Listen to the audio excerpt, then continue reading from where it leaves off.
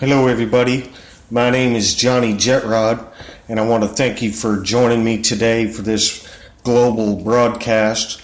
We're going to go ahead and jump right off into the story. Today, we're going to be discussing the Florida lawmaker Debbie Wasserman Schultz and the recent scandal she got herself tied up in with Imran Awan. It could be a real bad deal for her.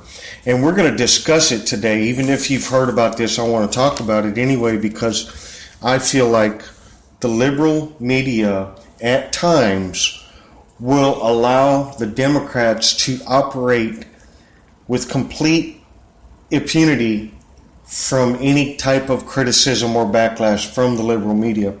And you know what? I will talk bad about a Republican, a Democrat, a Libertarian, anybody in government that I feel like is rubbing it the wrong way, if you know what I mean. So today we're going to talk about Debbie Wasserman Schultz, okay, and this recent scandal. Now, Imran Awan was an IT specialist hired to Debbie Wasserman Schultz.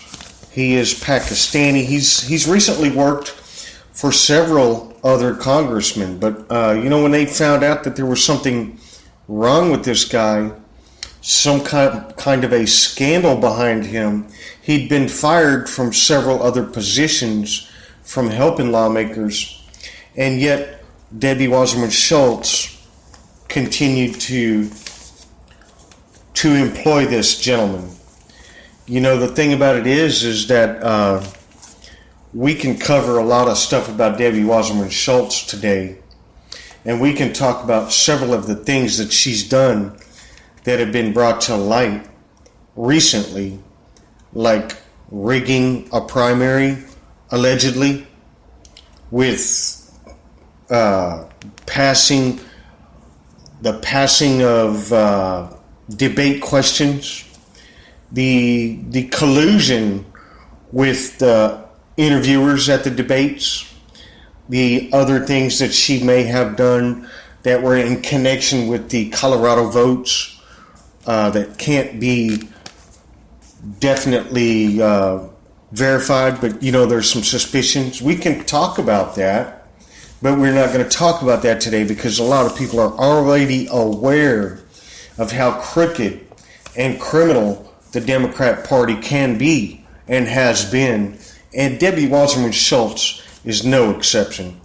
So today, we are going to illustrate her relationship with Imran Awan, the things that have recently happened. Imran Awan was working on IT stuff with the Democrat Party, and she was employed by Debbie Wasserman Schultz, the head of the DNC at the time, and Imran Awan was arrested, and he only got fired from Debbie Wasserman Schultz on Tuesday after he got arrested on Monday. It was last week Monday.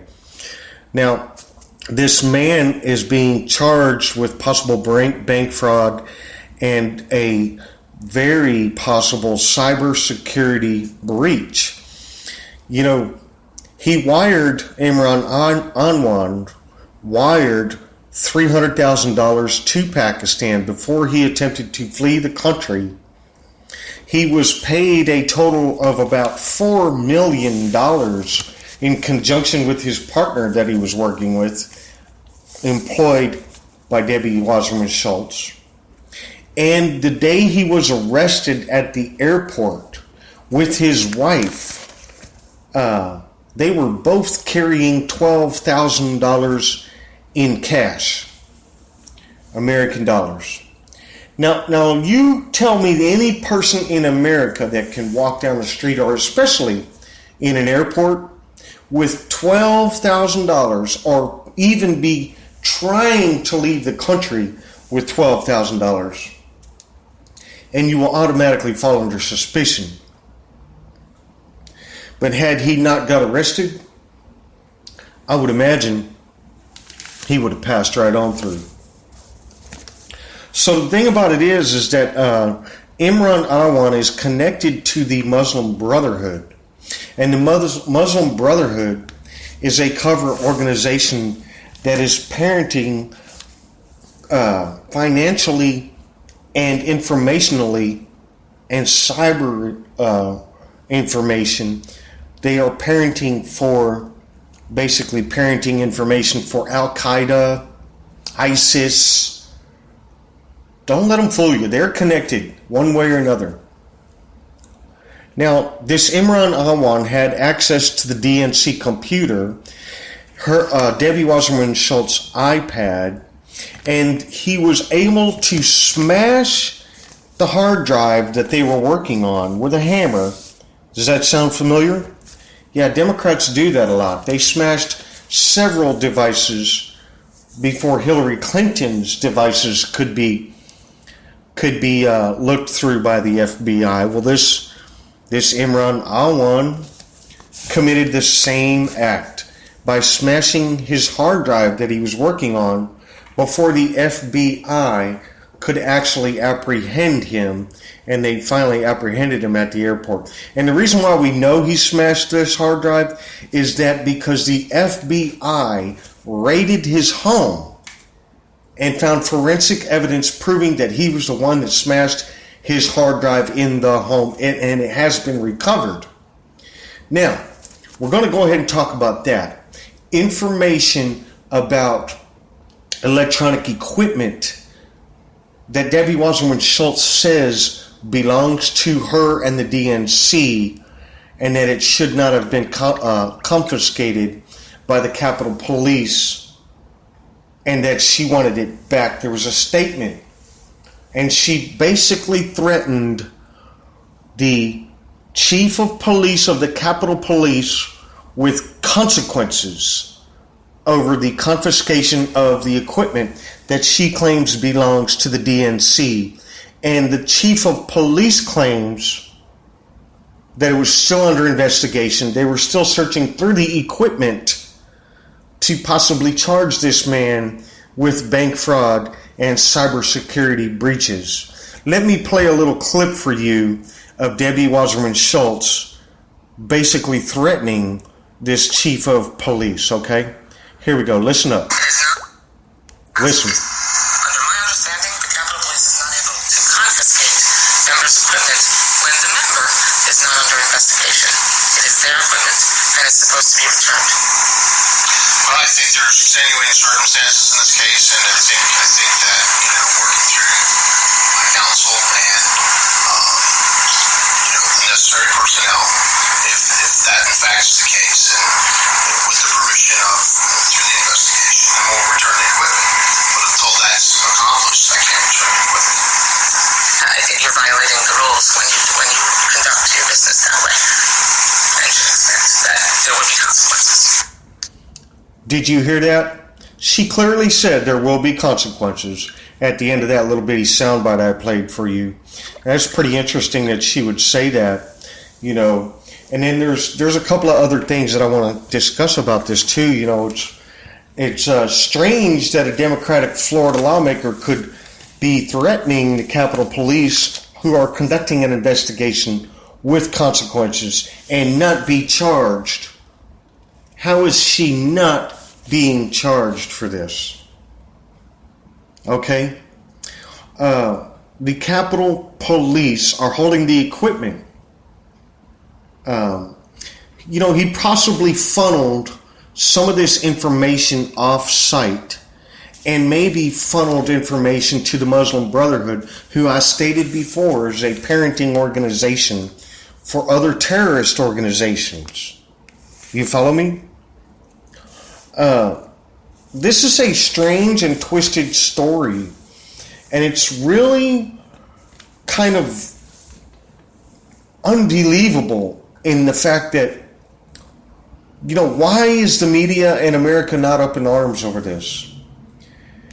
Imran Awan was continuing to be paid for 5 months after he was already banned from any of the DNC equipment, and he was still being paid for IT services by Debbie Wasserman Schultz for 5 additional months until he was arrested on last week Monday, and then she fired him on Tuesday.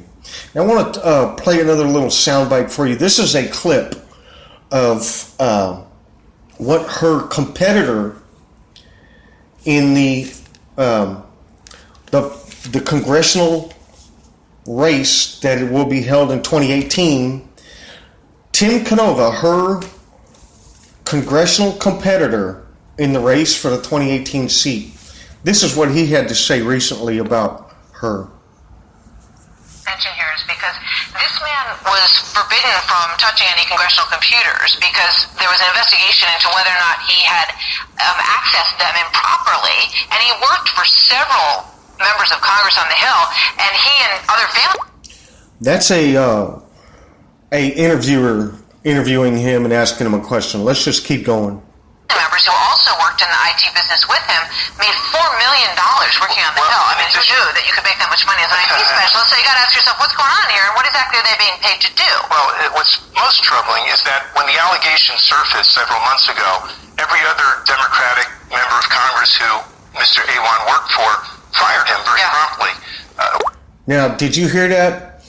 Tim Canova said that as soon as this information surfaced last year in March, and all the other people that he was working for, the other congressmen, immediately fired him. Debbie Wasserman Schultz continued to employ him. And you have to understand that the Democratic Party were so convinced that Hillary Clinton was going to become president that they were operating in a way that they thought everything they did was never going to be exposed. So let's continue with this interview. Wasserman Schultz didn't fire him until the day after he was... Do you know why? I have no idea. I think those are the right questions to be asking. But, the people in her district, of course, they want a choice. And the problem with Debbie Wasserman Schultz is that it seems to be a nonstop drama, unfortunately. And that's divided the party an awful lot. The party needs to start unifying, and it needs to unify around some basic principles. Tim, thanks. I want to get Katie. Yeah, so there it is. He said that whenever it comes to Debbie Wasserman Schultz, it's always drama. And yeah, it's true. What have we seen over the last year or so? Nothing but drama when it comes to Debbie Wasserman Schultz. And now she is involved in possible federal crimes against the government, against the state. And she may be a person who is going to find herself in a lot of trouble. A whole lot of trouble. But we're just going to have to see how this plays out. There is no doubt that Imran Awan is already in trouble. His wife has already fled the country. She was able to flee at the airport, and she got away with $12,000 in cash. We don't know what kind of information she actually took with her. We are not completely aware of all the information that was funneled out of the DNC from the Awans over to the Muslim Brotherhood, possibly Pakistan, a state sponsor of terrorists and other terrorist organizations based in Pakistan. So we don't know what happened. All we know is that money changed hands. There was a big conspiracy. Laws were broken. A man flees the country, attempts to destroy property that belongs to the DNC that contains evidence that was being sought.